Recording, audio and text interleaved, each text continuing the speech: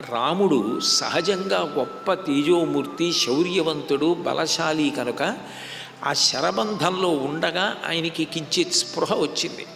స్పృహ వచ్చినా ఆయన శరబంధం నుంచి తప్పుకోవడం కానీ వినిర్ముక్తుడు కావడం కానీ సాధ్యం కాదు. స్పృహ ఒక్కటి వచ్చి చుట్టూ చూశాడు. సుగ్రీవుడు, విభీషణుడు, హనుమ మొదలైన వారు కనపడ్డారు. కనపడగానే పక్కనున్నటువంటి లక్ష్మణస్వామిని చూశాడు.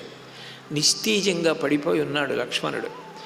ఒకవేళ ఇప్పుడు నేను బ్రతికినా, ఏ కారణము చేతనైనా ఈ శరబంధం నుంచి బయటికి వచ్చినా, తిరిగి అయోధ్యానగరానికి వెళ్ళినప్పుడు నా సేవ కోసమని ఇంత ప్రేమగా నాతో తన కొడుకుని పంపించిన సుమిత్ర ఎదురొచ్చి, రామా నా కొడుకేడి, నీ సేవ కోసం నీతో పంపాను, తండ్రిలా నువ్వు కాపాడతావు అనుకున్నాను, ఏడి నా కొడుకని అడిగితే నేను సుమిత్రకి ఏం జవాబు చెప్పాలి?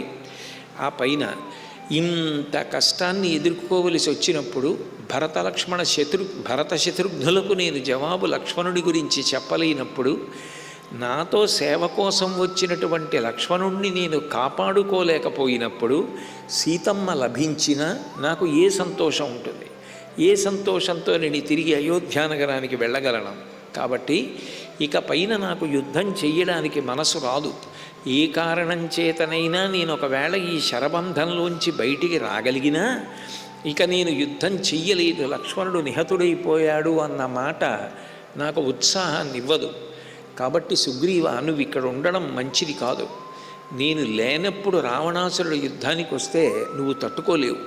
కాబట్టి వెంటనే వానర బలాన్ని తీసుకుని నువ్వు వెనక్కి వెళ్ళిపో అని చెప్పి, విభీషణ, నేను చాలా బాధపడుతున్నది, నీకు పట్టాభిషేకం చేశాను, నీకు వానర రాజ్యం ఇస్తాను అని మాటిచ్చాను, కానీ నా మాట తీర్చుకోకుండానే నేను వెళ్ళిపోతున్నాను. ఈ కారణం చేత ఇచ్చినటువంటి మాట నిలబెట్టుకొని అపకీర్తి నన్ను వెంబడిస్తుంది. దీనికి నేను చాలా బాధపడుతున్నాను అని చెప్తుండగా అక్కడ సుషేణుడు వెంటనే దగ్గరికి వచ్చి, ఒకప్పుడు దేవతలకి దానవులకి యుద్ధం జరిగింది. దానవులు ఇలాగే మాయాయుద్ధం చేస్తుండేవారు. వాళ్ళు మేఘముల చాటున ఉండి దేవతల్ని దెబ్బతీస్తుంటే పడిపోయినటువంటి దేవతల్ని కాపాడడం కోసమని విశల్యకరణి, సంజీవకరణి అన్న 2 ఓషధుల్ని తీసుకొస్తే బృహస్పతి వాటిని మంత్రించి వాళ్ళని బ్రతికించాడు. తదనంతరం వాళ్ళు ఆ ఓషధుల్ని క్షేమంగా దాచడం కోసం పాలసముద్రంలో ఉంచారు. ఇప్పుడు ఇక్కడ బయలుదేరి పాలసముద్రానికి వెళ్ళి పాలసముద్రంలో వెతికి ఆ ఓషధుల్ని గుర్తుపట్టి తీసుకురాగలిగినటువంటి ప్రజ్ఞాశాలురు మన దాంట్లో, మనకున్నటువంటి బలంలో ఒక్క 3 ఉన్నారు: సంపాతి, పనసుడు, హనుమ.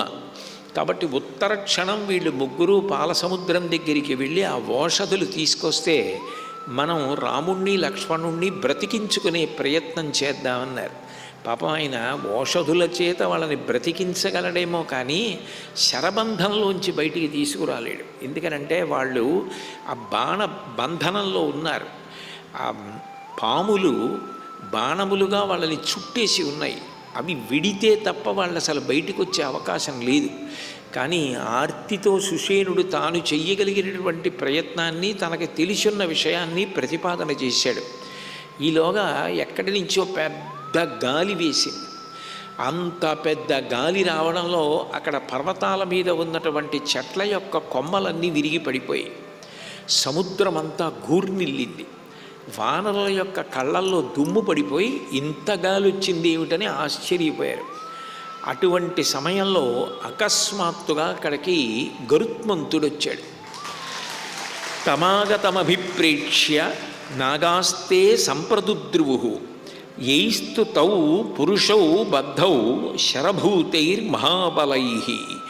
గరుత్మంతుడు ఎప్పుడైతే వచ్చాడో కద్రువు యొక్క కుమారులైనటువంటి ఆ సర్పములు బాణరూపములో ఉన్నవన్నీ విడిచిపెట్టేసి రామలక్ష్మణుల్ని గబగబా పారిపోయి, దానితో రామలక్ష్మణులిద్దరూ కూడా శరబంధంలోంచి బయటికి వచ్చేశారు.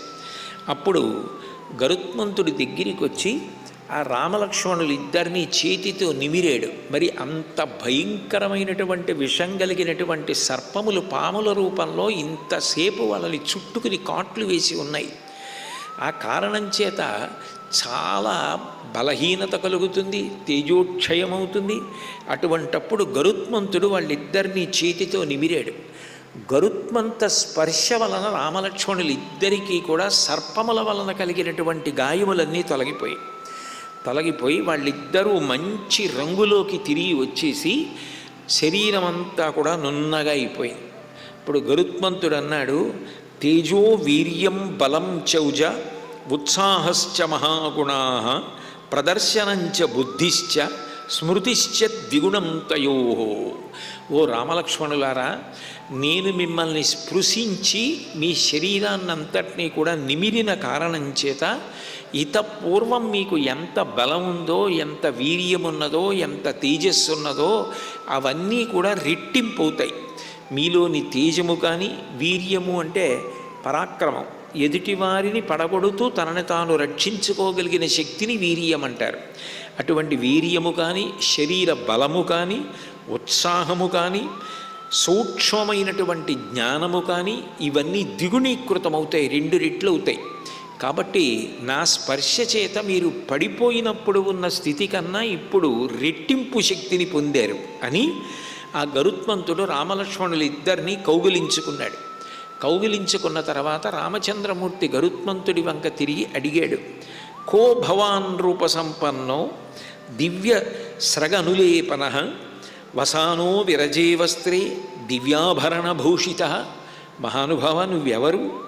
గొప్ప రూపంతో ఉన్నావు, అపారమైనటువంటి కాంతితో ప్రకాశిస్తున్నావు, దివ్యమైనటువంటి మాల ధరించి ఉన్నావు, అనులేపనాన్ని శరీరం అంతా అలదుకొని ఉన్నావు, ఎక్కడ ధూళి అన్నది లేని వస్త్రాన్ని ధరించి ఉన్నావు, దివ్యమైనటువంటి భూషణములను ధరించావు, ఎవరు నువ్వని అడిగాడు. అడిగితే గరుత్మంతుడి జవాబు చెప్తూ, అహం సకాతే కాకుత్స ప్రియ ప్రాణో బహిశ్చర గరుత్మానిహ సంప్రాప్తో యువయో సాహ్యకారణాత్. నన్ను గరుత్మంతుడు అంటారు. నేను నిజానికి మీకు అత్యంత ప్రియమైనటువంటి స్నేహితుణ్ణి, మీకు బయట తిరిగేటటువంటి ప్రాణం లాంటి వాడిని. కానీ ఇప్పుడు మీరు ఆపదలో ఉన్నారు అని తెలిసి మిమ్మల్ని కాపాడుకోవడం కోసం, రక్షించుకోవడం కోసం ఇక్కడికి వచ్చాను. రామలక్ష్మణులారా, ఈ శరబంధం విడిపోయింది కాబట్టి ఇప్పుడు చెప్తున్నాను. ఇది చాలా తీవ్రమైనటువంటి ప్రయోగం. ఇది కద్రువ యొక్క పుత్రులు భయంకరమైనటువంటి విషంతో కూడుకున్న సర్పములను బాణములుగా ప్రయోగిస్తారు. ఇది లోకంలో ఎవ్వరూ చెయ్యలేని ప్రక్రియ. అసురులు కానీ, దేవతలు కానీ, దేవేంద్రుడు కానీ, మహర్షులందరూ కలిసి కానీ ఈ శరబంధాన్ని విడిపించడం సాధ్యం కాదు. కానీ అదృష్టవశాత్తు ఇవాళ నేను ఇక్కడికి వచ్చాను కాబట్టి ఈ శరబంధం విడిపోయింది. మీరు ఒక్కటి జ్ఞాపకం పెట్టుకోండి, మీరు ఎంత శౌర్యవంతులైనా కావచ్చు, ఎంత పరాక్రమవంతులైనా కావచ్చు, ఎంత గొప్ప యుద్ధ కౌశలమున్నవారైనా కావచ్చు, కానీ రాక్షసులది మాయతో కూడిన యుద్ధం. వాళ్ళు భౌతికంగానూ మాయ చేత దెబ్బతీస్తారు, మానసికంగానూ మాయ చేత దెబ్బతీస్తారు. అవతల వారిని నిరుత్సాహపరిచేసి ఇక యుద్ధం మీద ఆసక్తే పోయేటట్టుగా చేస్తారు. అంత నిరుత్సాహపరచగలరు, శారీరకంగా కూడా అంత దౌర్బల్యాన్ని కల్పించగలరు. ఎందుచేతనంటే వాళ్ళు మీలా యుద్ధాన్ని ఎదురుగుండా నిలబడి చెయ్యరు. కాబట్టి అన్ని వేళలా మీరు ఎట్లా ఉంటారో అట్లాగే అసురులు కూడా ఉంటారని భావన చేసి యుద్ధం చెయ్యడం మంచిది కాదు. చాలా పరాకుతో ఉండండి. మీ రుజుత్వం మీకు రక్ష. కానీ అదే సమయంలో రాక్షసుల యొక్క మాయాయుద్ధం గురించి కూడా మీరు మనసులో ఆలోచన చేస్తూ ఉండండి అని రాముడి వంక తిరిగి ఒక మాట అన్నాడు.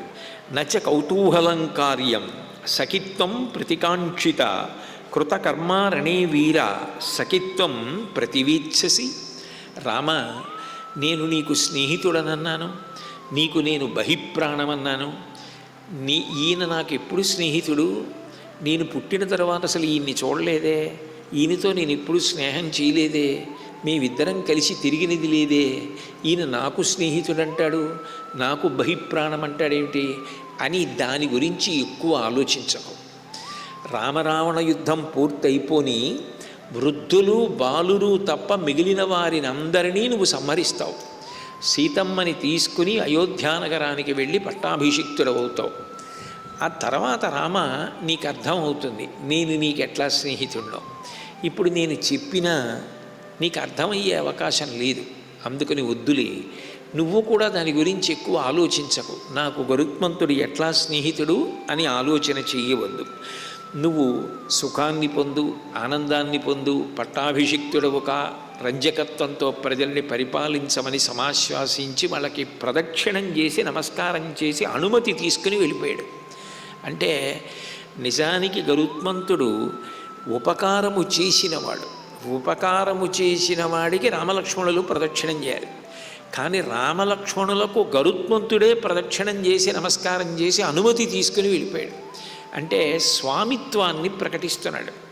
మీరు నాకు స్వామి, నేను మీకు భృత్యుణ్ణి, కింకరుణ్ణి, మీరు చెప్పినట్టు చెయ్యవలసిన వాణ్ణి. అందుకని మీకు నేను అనుమతి ఇవ్వకూడదు, మీరు నాకు అనుమతి ఇవ్వాలి వెళ్ళిపోవడానికి. అందుకని మీ అనుమతి తీసుకుని వెళ్ళిపోతున్నాను. రావడానికి మిమ్మల్ని కాపాడుకోవడం నా భృత్య ధర్మం, అందుకని పరిగెత్తు వచ్చాను. రాముడు నరుడిగా ఉన్నాడు. పూర్తిగా నరుడిగానే ప్రవర్తిస్తే తప్ప రావణవధ జరగదు. ఇప్పుడు రాముడి దగ్గరికి వచ్చే, రామా నువ్వు నారాయణుడివి, సాక్షాత్తు విష్ణువువి, నేను నీ వాహనాన్ని, నువ్విప్పుడు ఆపదలో ఉన్నావని నీకు సహకరించడానికి నేను వచ్చాను అని గరుత్మంతుడన్నా, రాముడు ఏమంటాడంటే, అహం దశరథం మన్యే, నేను దశరథ మహారాజు గారి కొడుకుని, నరుణ్ణి, నేను విష్ణువేమిటి, నువ్వు నాకు వాహనమేమిటి, ఇదంతా ఎలా పొంతన కుదురుతుందని అడుగుతాడు. అప్పుడు ఇక రాముడికి చెప్పడం కానీ రాముడిని ఒప్పించడం కానీ సాధ్యం కాదు. అందుకే రామరావణ యుద్ధం అయిపోయిన తర్వాత దేవతలందరూ ఎటు ప్రత్యక్షమై స్థుతి చేస్తారు. అప్పుడు రాముడు కొంత అర్థం చేసుకునే అవకాశం ఉంది. ఓ గరుత్మంతుడు ఇందుకు వచ్చాడనమాట ఆపత్కాలంలో అని. కాబట్టి ఇప్పుడు నేను చెప్పి ప్రయోజనం ఏమిటి, నా ధర్మం ఏమిటి, నా స్వామిని నేను కాపాడుకోవడం. నా స్వామిని నేను కాపాడుకోవడం కాదు, నిజానికి ఆయన శక్తి చేతనే నేను కాపాడబడుతూ ఉంటాను. కానీ ఇప్పుడు ఆయన నరుడిగా ఉన్నాడు.